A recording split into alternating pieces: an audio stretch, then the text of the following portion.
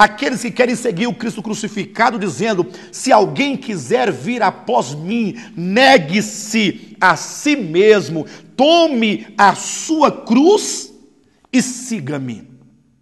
Eu quero perguntar a vocês nesta manhã que assistem a este programa: você tem ouvido este evangelho do Cristo crucificado, que convida os seus discípulos a seguirem-no nessa trilha, neste caminho de sofrimento, de renúncia, de abnegação?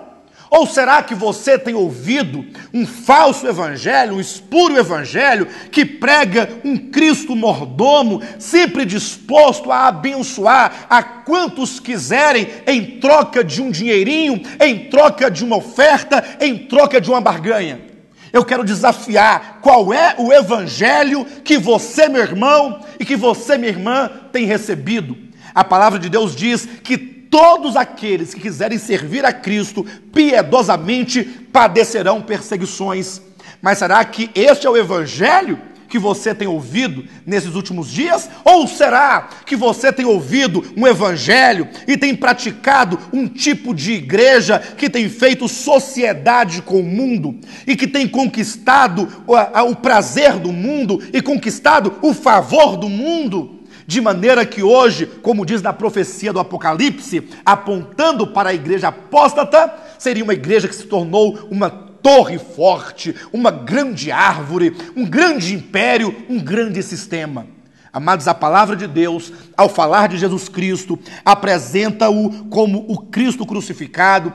Paulo nos fala sobre a mensagem da cruz e nos faz um convite a seguirmos o Cordeiro, o Cristo crucificado, em renúncia, em abnegação, para que, uma vez nós caminhando com Ele em sofrimentos, possamos também, na sua vinda, desfrutarmos da sua glória eterna.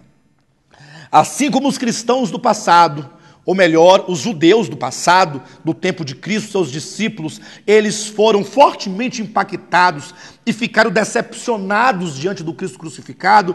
Hoje em dia, os cristãos, eles não querem saber do Cristo crucificado, eles querem saber de quanto é que eles vão ganhar em dinheiro, de quantos cheques sem fundos que foram dados na praça serão pagos por Jesus Cristo, de quantas fazendas, de quantos carros, de quantas mansões, de quanto luxo Deus pode dar a eles.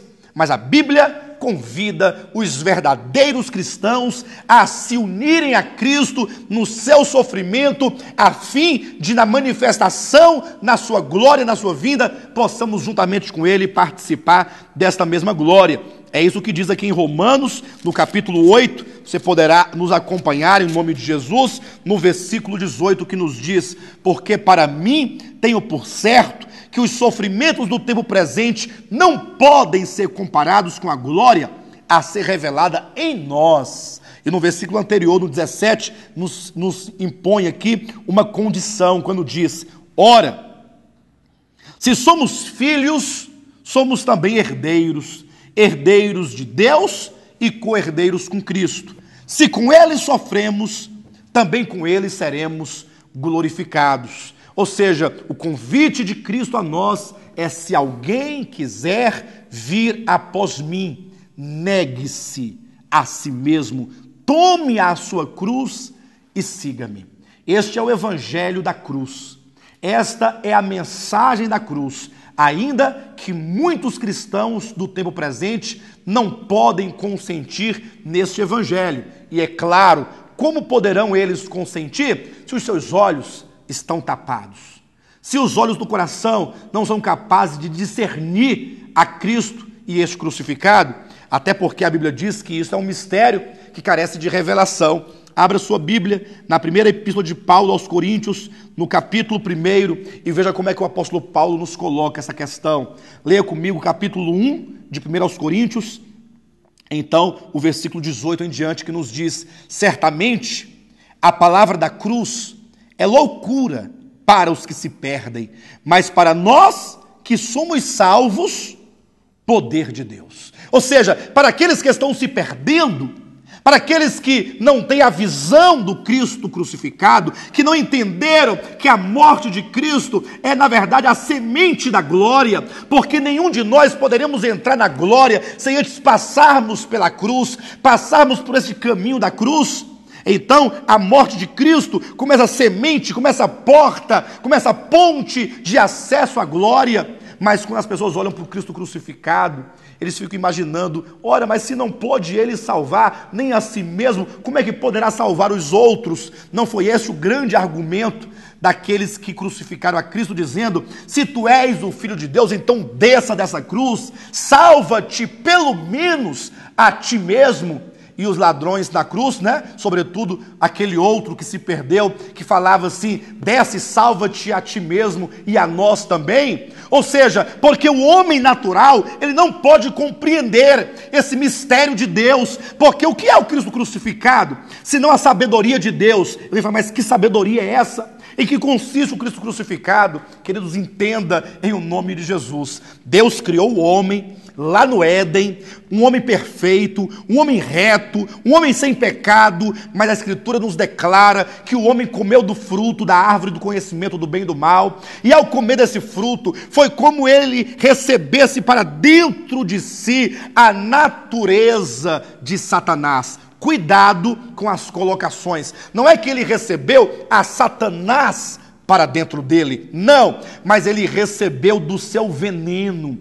Aquele fruto que ele comeu foi plantado dentro do homem, de maneira que agora habita no homem uma natureza de rebelião, uma natureza de pecado, conforme está em Romanos, no capítulo 7, no versículo 18, 19, 20, até o 23, quando diz, eu sei que em mim, isto é, na minha carne, não habita bem algum, porque o pecado habita em mim.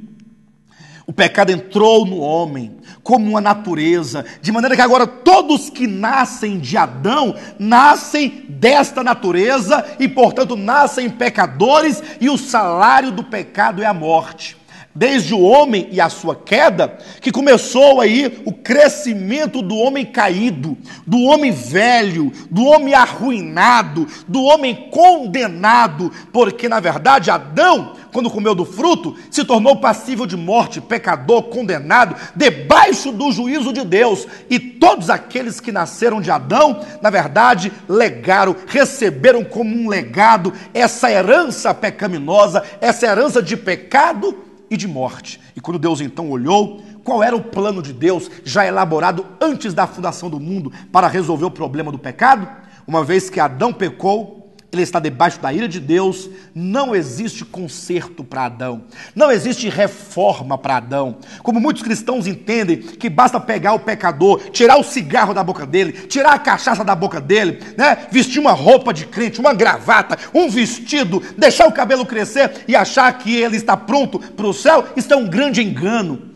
Jesus disse para um homem que era altamente moral, chamado Nicodemos, Nicodemos, você precisa nascer de novo. Se não nascer de novo, não pode entrar no reino de Deus. E nascer de novo implica morrer. É preciso morrer para Adão, morrer para a velha criação e renascer de Deus pelo seu Espírito, para ser nova criatura, nova criação de Deus. E como é que se dá esse novo nascimento, essa morte e esse novo nascimento? Isso se dá mediante o Cristo crucificado, se dá mediante o Filho de Deus. Deus se faz carne, Deus se faz homem, Deus se fez Adão. E por que que ele se fez homem? Por que que ele se fez carne? Por que que ele se fez Adão? Para ser, como diz em 1 aos Coríntios, capítulo 15, versículo 45, para ser o último Adão. Jesus nasceu de uma linhagem adâmica, tornou-se carne, com o fim de conduzir este homem velho e pecador e perverso à cruz do Calvário.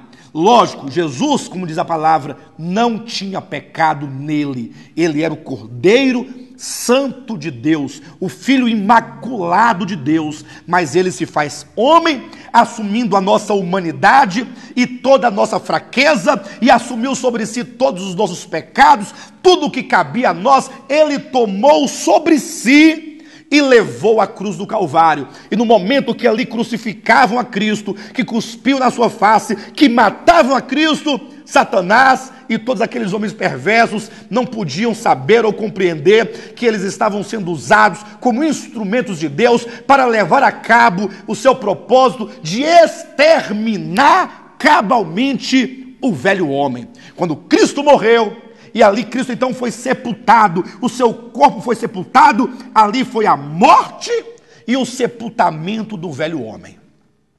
E quando Cristo então ressuscitou, naquele primeiro dia da semana, ao despontar o primeiro dia da semana, ali é um despontar de um novo tempo, o despontar de uma nova criação, saía em ressurreição o novo homem, gerado de Deus, um homem do céu, livre totalmente de todos os infortúnios e de tudo que é mal, de tudo que é caído desta terra e deste mundo perverso.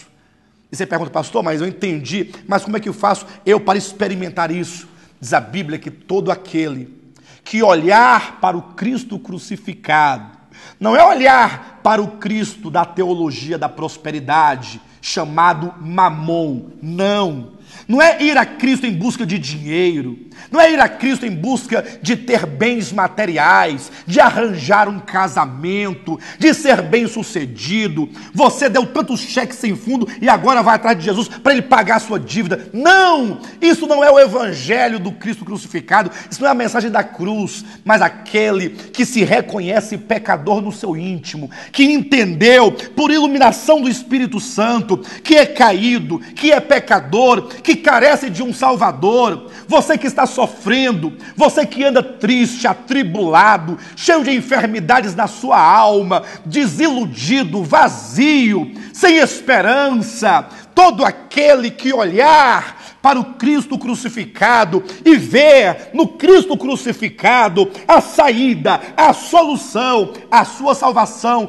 e nele crer e confessar o seu nome, Jesus é o Senhor, Jesus é o Salvador da minha vida pessoal, e o receber para dentro de si como vida, você é unido a Cristo neste exato momento.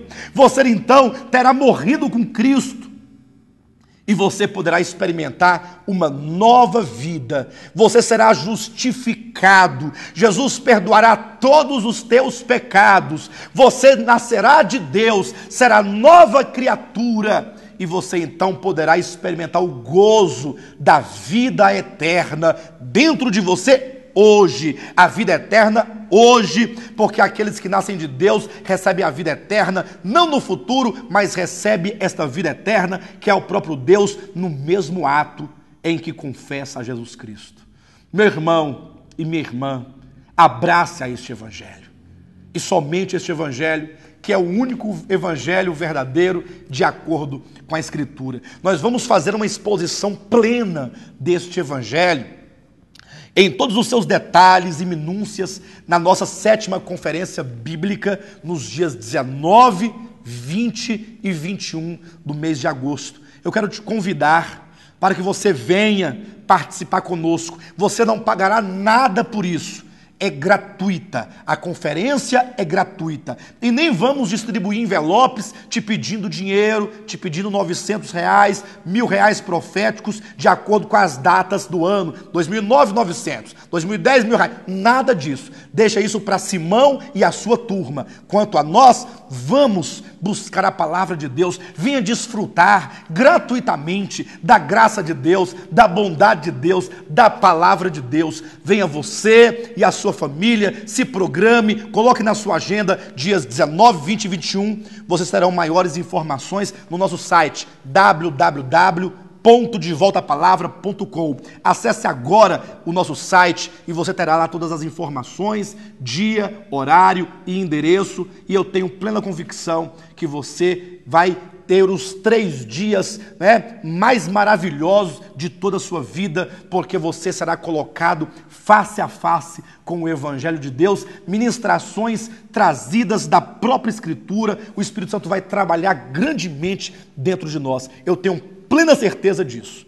Vocês são todos os nossos convidados especiais para este evento. Tenham todos um bom sábado E Jesus Cristo é o nosso Senhor.